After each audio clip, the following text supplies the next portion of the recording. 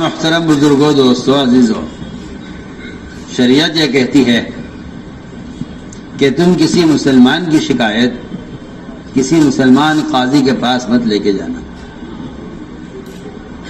اور حدیث سے صحیح روایت ہے، آپ نے فرمایا اپنے صحابہ سے، لا يبلغني احد من اصحابي عن احد شيئا اني احب ان اخرج اليكم وانا سلیم الصدر. کوئی میرے پاس میرے کسی صحابی کی شکایت لے کر نہ آئے. لا يبلغنی یہ لا يبلغنی، مجھے ایسا یاد پڑتا ہے، اللہ اعلم، کہ دونوں لفظ ملتے ہیں. ایک صاحب نے انکار بھی کیا کہ نہیں، مگر میں نے پایا اس کو. کیا مطلب ہے اس کا فرق کا؟ نہ تو میرے پاس کوئی بات خود سے پہنچے، نہ قصدن پہنچائی جائے، نہ قصدن پہنچائی جائے، نہ کوئی بھولے سے کسی کی شکایت میرے سامنے کرے.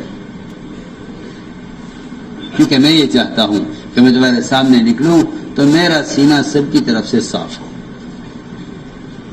اس لیے پیر کا سینہ مرید کی طرف سے، استاد کا سینہ شاگرد کی طرف سے، شوہر کا سینہ بیوی کی طرف سے، باپ کا سینہ اولاد کی طرف سے، مالک کا سینہ مزدور کی طرف سے، حاکم کا سینہ محکوم کی طرف سے.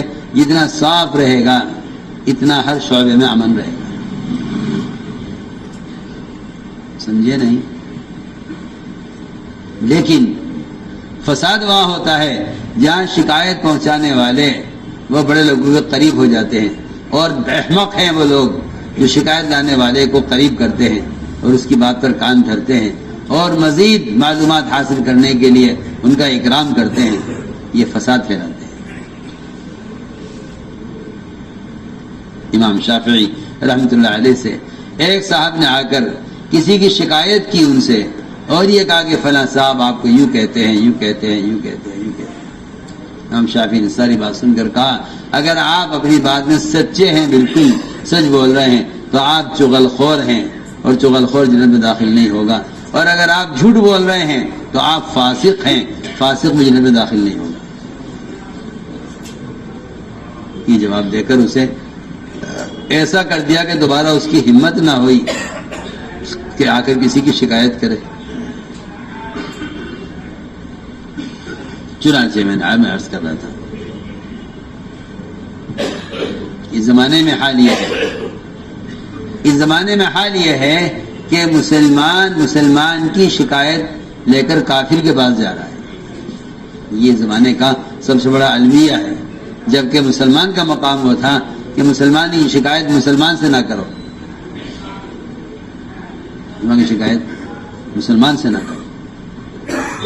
جبکہ اس زمانے میں حال یہ ہے مسلمانوں کا کہ ایک دوسرے کے خلاف کافر کی عدالت میں کھڑے ہوئے ہیں اور ایک دوسرے کے خلاف کافر کے پاس شکایت پہنچاتے ہیں.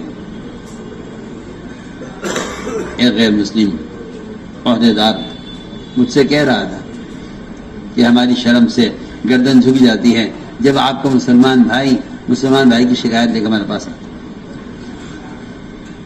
یہ اس امت کا حال ہے، یہ اس وقت امت کا حال ہے.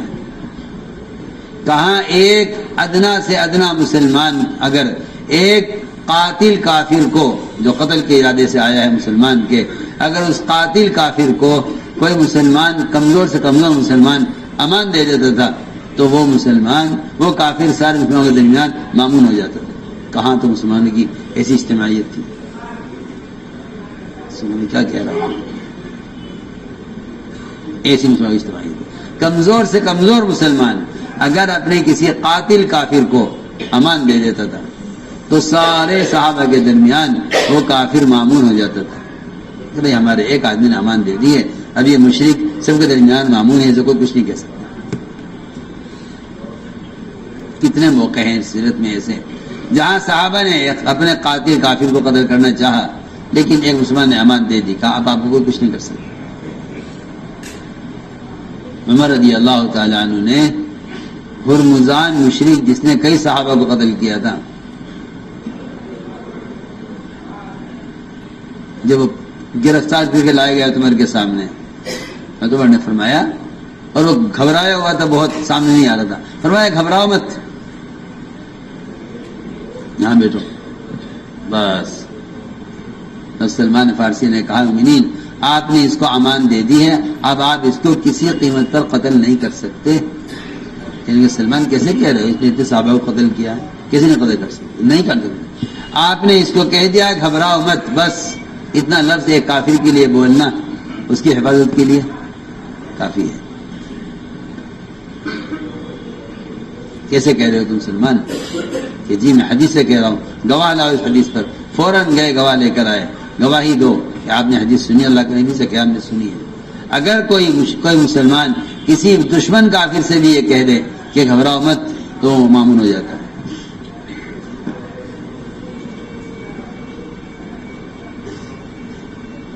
عمر رضی اللہ تعالی سوچیں پڑ گئے کہ اس کو تو قتل کرنا تھا, اس نے کی تو میں نے ایک لفظ بول کر اس کی جان بچا لی. تو میں نے عرض کیا کہ کبھی ایسی اجتماعیت تھی مسلمانوں میں کہ اگر مسلمانوں میں سے کمزور ترین آدمی کسی کافر کو امان دے دے تو وہ کافر سارے مسلمانوں کے درمیان محفوظ اور معمون ہو جاتا ہے. اس زمانے کا المیہ یہ ہے کہ اس زمانے مسلمان کے خلاف کافر کے پاس جا رہا ہے.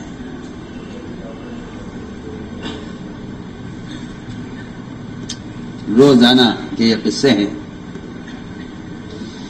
تو میں نے عرض کیا کہ کسی مسلمان کی شکایت کو لے کر کسی قاضی کے پاس جانے کی بھی اسلام اجازت نہیں دیتا, اللہ ہے کہ تمہارا اپنا ذاتی حق ہے مال کا یا جان کا, اور تم نہ حق معاف نہیں کرنا چاہتے تو تم جاؤ قاضی کے پاس اپنا حق لینے کے لیے بس. اور قاضی کو بھی چاہیے کہ ان معاملات میں تحقیق کرے جن معاملات میں مسلمان کے جان و مال کے تلف ہونے اور ہلاک ہونے کا اندیشہ ہو.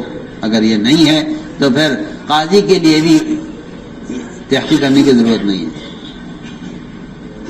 لیکن دنیا میں جتنا فساد مچ رہا ہے وہ سارا فساد مسلمانوں کے عیب جوئی اور ان کی کیا کہنا چاہیے کھوج کریج کرنے کی وجہ سے فساد ہے.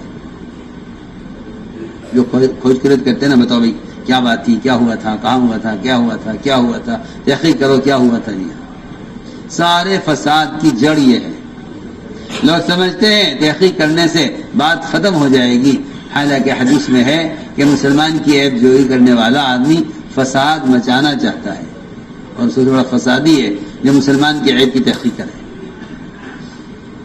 حدیث میں ہے انک ان اتبعت عورات المسلمین افسدتهم, اگر مسلمان کی عیب جوئی کی تو تم دنیا میں فساد برپا کرو گے. کیا قصہ پیش آیا؟ ایک بچہ جس کے بارے میں یہ نہیں معلوم ہو رہا تھا کہ یہ کس عورت کا بچہ ہے جو اس سے زنا سے پیدا ہوا ہے.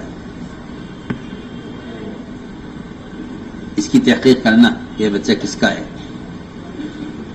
شاعری کہتے ہیں کہ ایک عورت آئی عمر کے پاس اور آقا مومنین میں نے ایک بچہ پڑا ہوا پایا ہے, اور اس بچے کے پاس ایک باریک کپڑے کی ایک تھیلی تھی جس میں 100 دینار تھے, سونے کی اشرفیاں, اور وہ اس لیے ڈالی گئی تھی اس کے پاس تاکہ جو اس بچے کو اٹھائے وہ اس بچے کی پرورش کا انتظام کرے.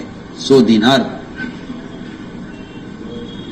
کہتے ہیں کہ میں نے, یہ عورت کہتی ہے جی میں نے اس بچے کو اٹھایا اور میں نے اس دینار کی تھیلی لی اور اس مال سے میں نے اس کے لیے ایک دودھ پلانے والی عورت کا انتظام کیا.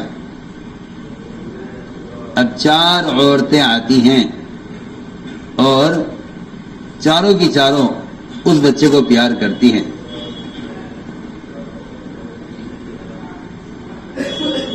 معلوم نہیں بچہ ان میں سے کس کا ہے. حضرت نے فرمایا اس عورت سے کہ جب وہ عورتیں آئیں بچے کو پیار کرنے کے لیے تو مجھے بتا دینا, میں پوچھوں گا جا کر یہ بچہ تم میں سے کس کا ہے. چنانچہ جب وہ آئی تو اس عورت نے وہ اطلاع کی. حضرت عمر نے فرمایا اس میں سے ایک عورت سے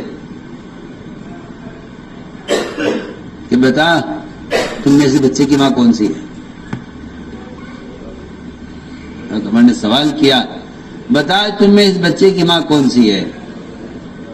اس عورت نے کہا خدا کی قسم عمر تم نے اچھا کام نہیں کیا ہے، اے عمر تم نے اچھا کام نہیں کیا، اے عمر کیا تم ایسی عورت کا پردہ اٹھا رہے ہو جس پر اللہ نے پردہ ڈالا ہوا ہے؟ اللہ نے پردہ ڈالا تھا مجھ پر، اور تم تحقیق کر کے بچہ کس عورت کا ہے، کیا تم اس عیب کی اور اس گناہ کی کو کھولنا چاہتے ہو؟ اللہ تو پردہ پوشی کرتے ہیں، تم پردہ دری کرتے ہو، پردہ پھاڑ رہے ہو۔ فرمایا بے شک مجھ سے غلطی ہو گئی ہے۔ فرمایا اس عورت تو سچ کہہ رہی ہے۔ ہاں اس عورت سے کہ تو سچ کہہ رہی ہے، تو نے سچ کہا ہے، مجھ سے غلطی ہو گئی ہے۔ فرمایا اس عورت سے کہ جب وہ عورتیں آئیں اس بچے کو پیار کرنے کے لیے تو ان سے کوئی سوال مت کرنا، اور اس بچے کی پرورش کرو، اچھی طرح سے اس کو پالو۔ یہ کہے گا تمہارے وہاں سے واپس ہو گئے۔ صاحب میں کچھ کہتے ہیں کہ وہ ایک باندی کو لے کر آئے جس سے زنا ہو گیا تھا، ایک لڑکی کو لے کر آئے جس سے زنا ہو گیا تھا، اور لے کر آئے حکم بن ایوب کے پاس۔ ابھی وہاں بیٹھے ہوئے تھے قاضی کے انتظار میں، اچانک اس میں مالک تشریف لائے، آ کر بیٹھ گئے۔ فرمایا کہ ایسا ابن قرز یہ کہ لڑکی کیسی تمہارے ساتھ، کیوں لائے اس کو یہاں؟ کہا کہ ہاں جی ہماری باندھی اس نے زنا کر لیا ہے، میں اس کی زنا کی شکایت قاضی سے کرنے کے لیے اسے لے کر آیا ہوں، تاکہ اس پہ حد جاری ہو، اسلام کی حد ہے۔